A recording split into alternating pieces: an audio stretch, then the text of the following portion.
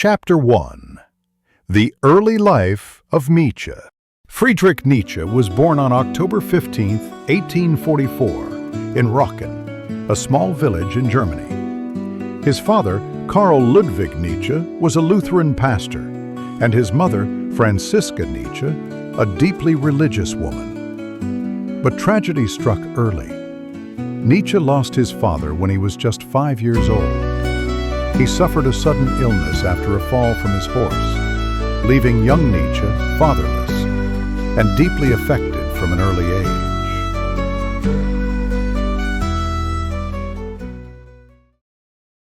Chapter 2. A young mind questions everything.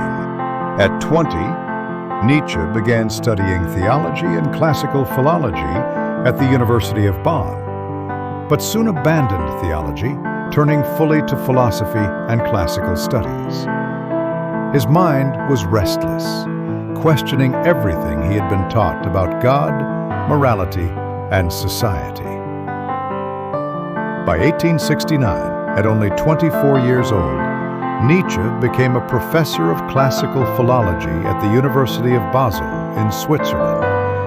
An incredible achievement for someone so young. But he was not satisfied with traditional academic life. Nietzsche began writing revolutionary ideas, challenging religion and conventional morality.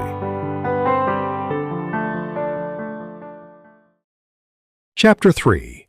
Revolutionary Philosophy. In 1872, he published The Birth of Tragedy, criticizing modern culture and praising the ancient Greeks. But it was his later work, Thus Spoke Zarathustra, that would cement his place as one of history's most radical thinkers. He proclaimed that God is dead, challenging centuries of religious belief.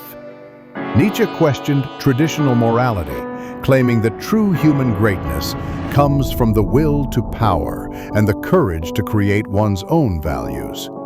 His ideas were bold, radical, and often misunderstood. Many contemporaries called him mad, dangerous, even blasphemous. Yet Nietzsche remained steadfast, confident that his vision would outlive him. Chapter 4. Mental Decline and Final Years. In 1889, in Turin, a tragic incident would mark the end of Nietzsche's mind. He witnessed a horse being brutally beaten and, in a desperate act, threw himself to save the animal. He collapsed, crying, and never fully recovered his sanity.